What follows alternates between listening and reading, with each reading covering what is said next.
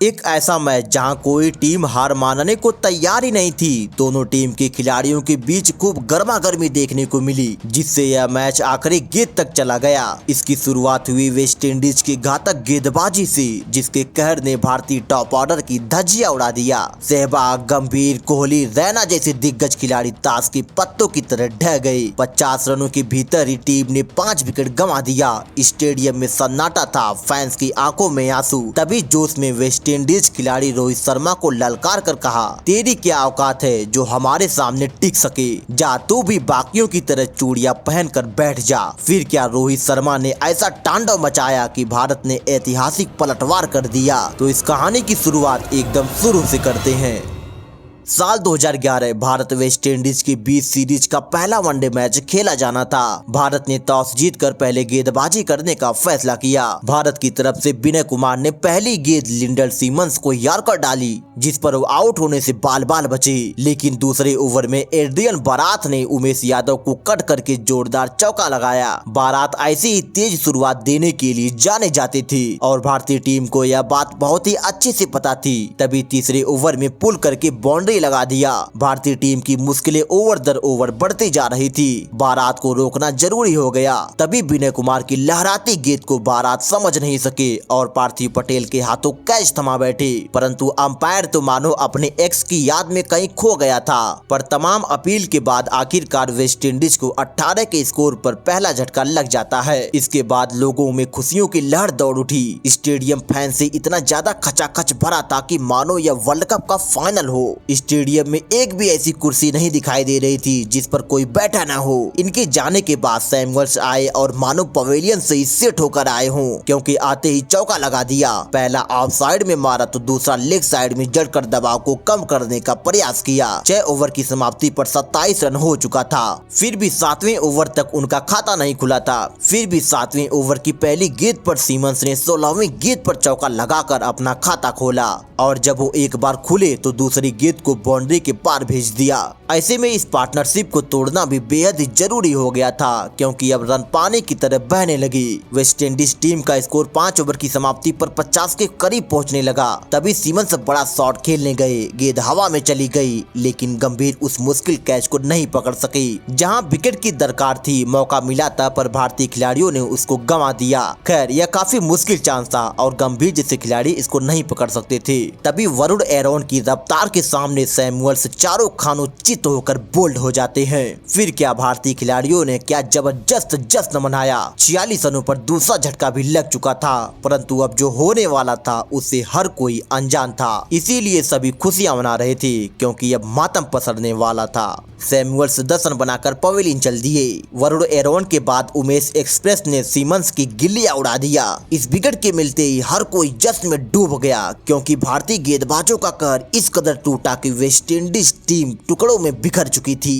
परंतु फिर कुछ ऐसा हुआ जिसने भारतीय फैंस के चेहरे से एक खुशियों को मातम में तब्दील कर दिया, क्योंकि ऐसा रनों का सैलाब आया कि वेस्ट इंडीज की पारी तूफान की तरफ आगे बढ़ने लगी। खैर, 10 ओवर की समाप्ति पर 52 रनों पर 3 विकेट गिर चुका था, परंतु अब वो तूफानी मैदान पर कदम रख चुकी थी दैन ब्रावो के नाम पर। ब्रावो ने हयात के साथ मिलकर ताबड़तोड़ बैटिंग शुरू कर दिया। सोचो, जहां लगातार विकेटों का पतन हो रहा था तो वहीं चौकों छक्कों की बरसात होने लगी। वेस्ट इंडीज का स्कोर तेजी से 100 रनों के करीब पहुंचने लगा, जिसकी कल्पना किसी ने भी नहीं करा था, क्योंकि अभी अभी तो विकेट गिरा था। सब लोग दबाव बनाने का प्रयास कर रहे थे, लेकिन रन तो पानी की तरह बहने लगे। ऐसे में भारतीय टीम की समस्या भी बढ़ने लगी। तभी अश्विन की गेंद पर ब्रावो का कैच पकड़ा जा सकता था, परंतु गेंद बहुत ही ज्यादा तेज थी, इसीलिए अश्विन के हाथ से छिटक जाती है। एक और मौका हाथ से गंवा दिया, पर देखने पर ऐसा लग रहा था कि यह कैच काफी ज्यादा मुश्किल था, इसीलिए अश्विन के हाथ से छिटक गया। तभी 22वें ओवर में ब्रावो ने जडेजा को आगे निकलकर लंबा छक्का जड़ दिया। इनकी तबाही से भारतीय गेंदबाज परेशान थे कि तभी हयात ने इसी चौके के साथ टीम का स्कोर 100 रनों के पार भी पहुंचा दिया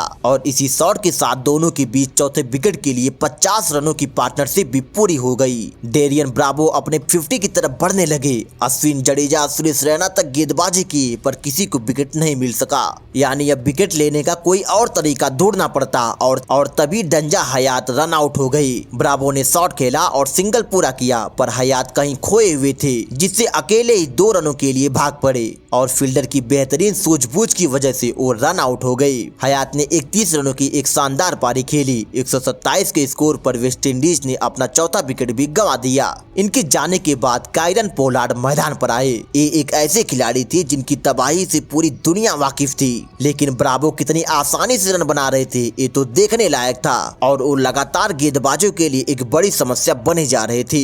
ना ही विकेट गिरने का सिलसिला रुक रहा था और ना ही चौके छक्के लगने का, और फिर इसी सिंगल के साथ डीएम ब्रावो ने अपना 50वां भी पूरा कर दिया। साथ में 30 ओवर की समाप्ति पर अपनी टीम का स्कोर 150 रनों के पार भी पहुंचा दिया। तभी सुरेश रैना ने एक हाफ चांस गंवा दिया, यानी इस पार्टनरशिप के बाद ना ही विकेट गिर रहा था और ना ही रन रुकने का नाम ले रहा था, और जो भी हाफ चांस मिल रहे थे उसको फुल में कन्वर्ट नहीं कर पा रहे थे। ऐसे में वेस्टइंडीज टीम एक बड़े टारगेट की तरफ बढ़ने लगी। तभी सुरेश रैना ने क्या शानदार गेंद डालकर ब्रावो को बोल्ड कर चारों खानों चित कर दिया। 154 के स्कोर पर वेस्टइंडीज ने अपना 5वां विकेट भी गंवा दिया। भारतीय खिलाड़ी पूरी तरह से खुश हो चुके थे क्योंकि डेरेन ब्रावो बेहद ही खतरनाक बल्लेबाजी कर रहे थे। डीएम ब्रावो 60 रन बनाकर पवेलियन लौटे। अभी अभी विकेट गिरा था, परंतु पोलार्ड बड़े शॉट के लिए चले जाते हैं और क्या, बाउंड्री पर खड़े विराट कोहली ने उनका शानदार आसान सा कैच पकड़कर उनको पवेलियन का रास्ता दिखा दिया। इस विकेट के बाद ऐसा लगा भारतीय टीम इस मैच पर पूरी तरह से पकड़ बना चुकी है, क्योंकि जिस तरह से पिछले कुछ ओवरों में रन आए थे अब लगातार 2 विकेट आ गए। इसकी वजह से लगा भारतीय टीम जबरदस्त वापसी कर चुकी है, लेकिन अभी तो फैंस की खुशियों पर मातम पसरने वाला था और इनकी खुशियां कुछ ही पल की मेहमान बन गई। खतरनाक कायरन पोलार्ड 13 रन बनाकर पवेलियन के लिए रवाना हो गई। तभी रविंद्र जडेजा ने अपनी खतरनाक गेंद से डेरेन सेमी को बोल्ड करके उनको एक और झटका दे दिया। भारत ने वेस्टइंडीज टीम को बहुत ही बुरी तरह इस मैच में पीछे ढकेल दिया था। ऐसे में जब 7 विकेट गिर गया तो सबको लगा कि वेस्टइंडीज टीम 200 रनों तक भी नहीं पहुंच पाएगी, लेकिन अभी तो असली तांडव होना बाकी था, क्योंकि अचानक से उनके बल्ले से रन निकलने लगे। जहां विकेटों का पतन शुरू था वहां चौके पर चौके आने लगे। भारतीय गेंदबाजों की मुश्किलें बढ़ने लगी। उसी बीच रामदीन बड़ा शॉट के लिए चले जाते हैं और गेंद पिच पर खड़ी हो गई। उमेश यादव ने शानदार कैच पकड़ा और 183 रनों पर 8वां विकेट भी गिर गया। हर विकेट मिलने के साथ भारतीय गेंदबाज, भारतीय फील्डर, भारतीय फैंस सभी लोग जश्न मना रहे थे, लेकिन अगले ओवर में रनों का पहाड़ खड़ा हो जा रहा था।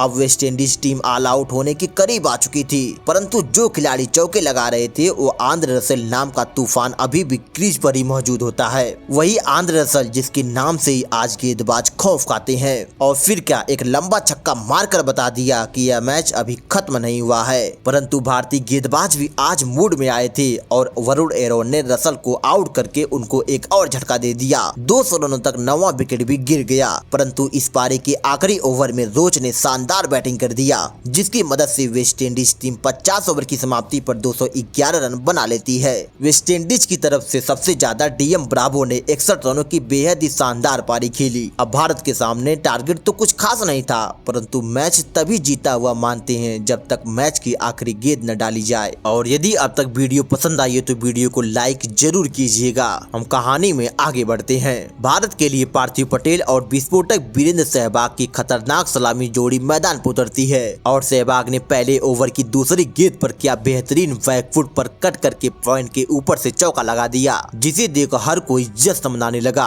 क्योंकि सहवाग अपने रंग में पहली गेंद पर दिख गए थे और फिर चौथी गेंद पर लेग साइड में चौका जड़कर पहले ओवर से ही 11 रन निकाल लिया। ऐसे में भारतीय टीम को पहले ओवर में एक तेज शुरुआत मिल चुकी थी। उनके साथ ही पार्थिव पटेल भी बड़े बड़े शॉट्स लगाने लगे। 3 ओवरों में स्कोर 24 रनों तक पहुंच जाता है। ये दोनों जिस अंदाज से बल्लेबाजी कर रहे थे उसे देखकर ऐसा लग रहा था कि यह मैच बहुत ही जल्द खत्म हो जाएगा।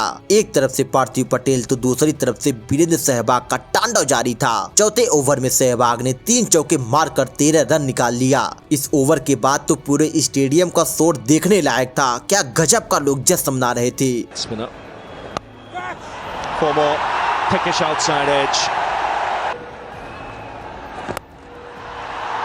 There he goes, inside out, and it races away to the boundary.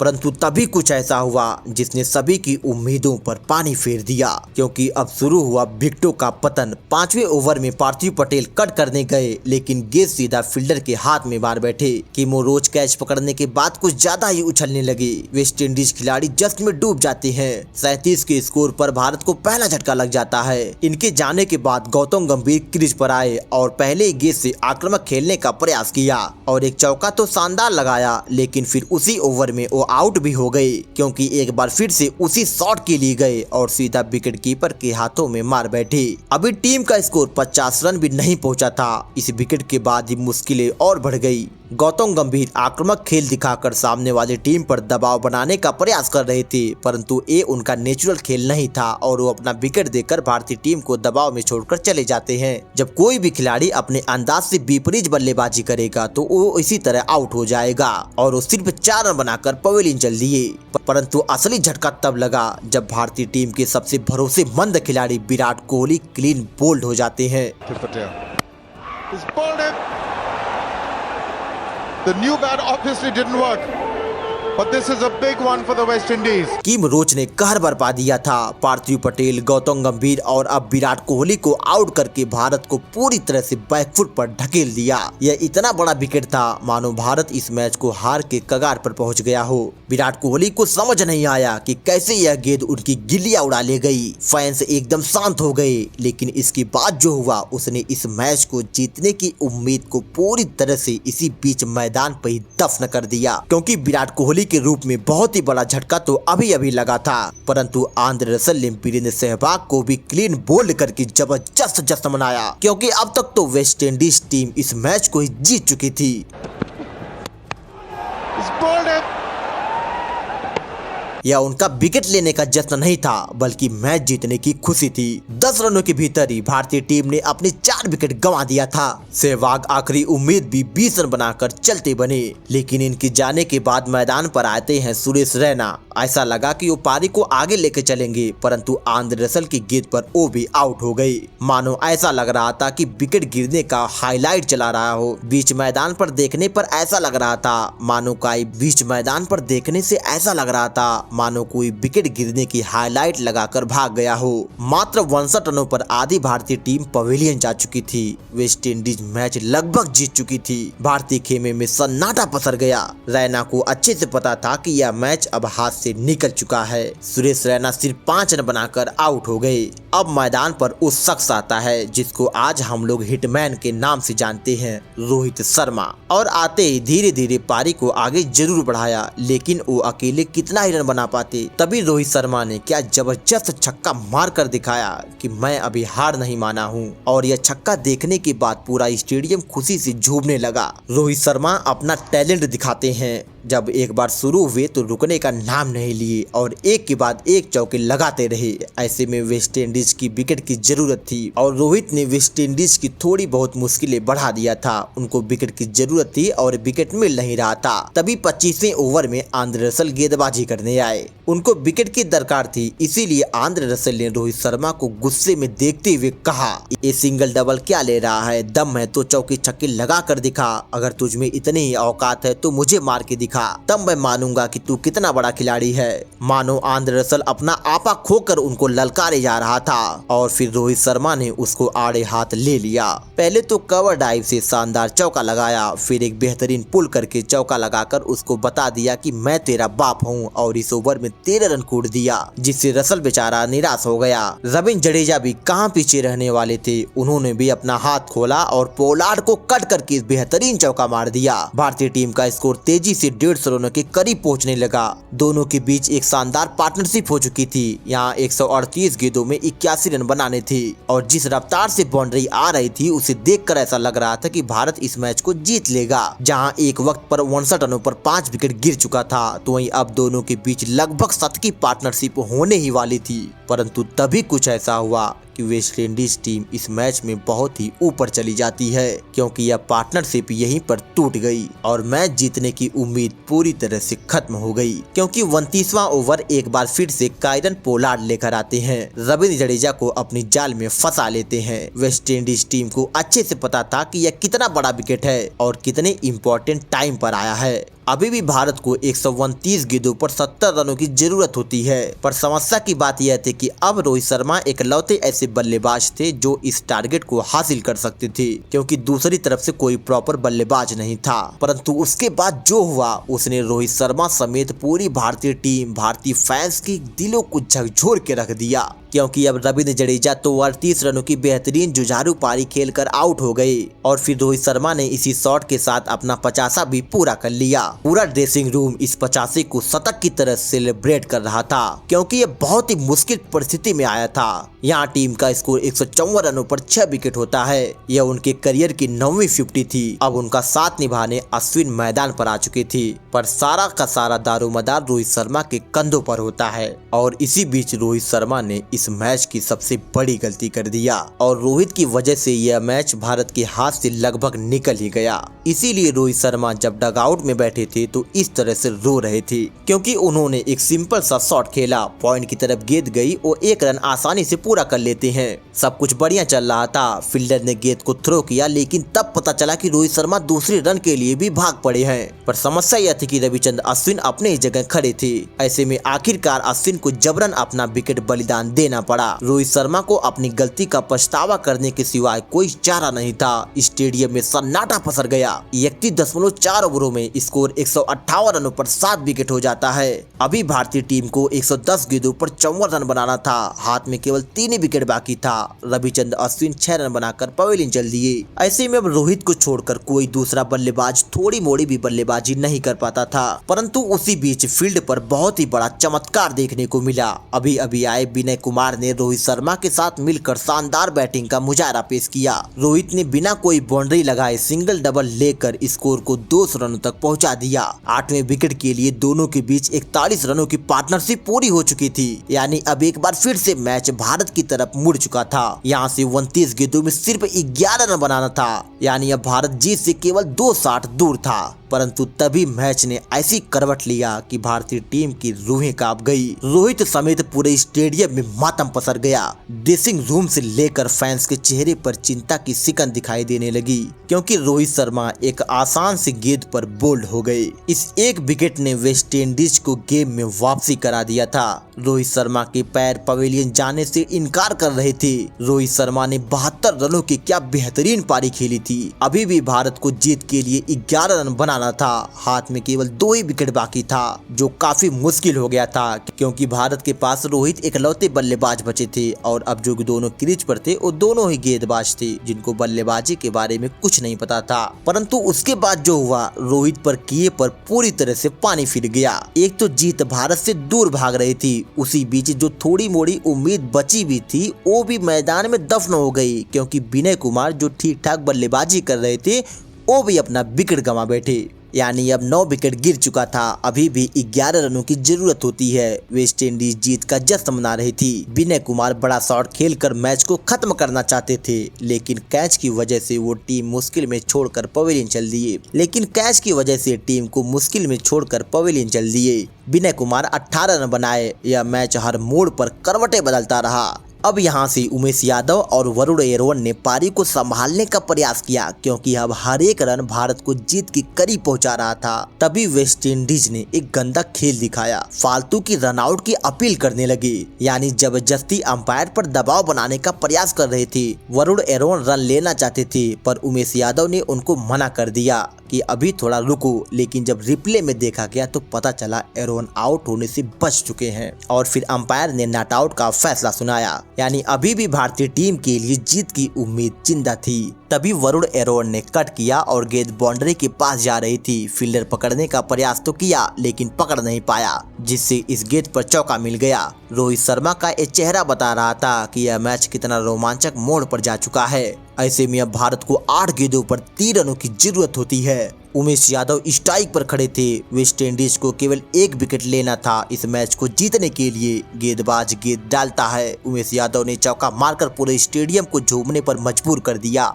फिर हर कोई रोहित को उस पारी के लिए धन्यवाद कर रहा था, क्योंकि रोहित शर्मा ने 72 रनों की क्या शानदार पारी खेली थी, जिसकी वजह से भारत इस मैच को जीत सका। डेरेन सेमी निराश हो चुके थे, क्योंकि वेस्टइंडीज एक वक्त पर 59 रनों पर 5 विकेट गिराकर इस मैच पे लगभग जीत चुकी थी, लेकिन रसल की ललकार ने उनको हार का मुंह दिखा दिया। उमेश यादव गर्व से सीना चौड़ा करके लोगों से हाथ मिला रहे थे। इस मैच को भले भारत जीत गया, लेकिन इस पूरे मैच के दौरान दोनों टीमें हार मानने को तैयार ही नहीं थी। इसीलिए मैच पल पर करवटें बदलता रहा और आखिरकार भारत इस मैच को जीत लेता है और दुनिया को एक रोमांचक, थ्रिलर, सस्पेंस से भरा मैच देखने को मिला। टीम इंडिया इस मैच को 1 विकेट से जीत लेती है। तो आप इंडियन टीम को इस मैच में 10 में से कितने नंबर देंगे?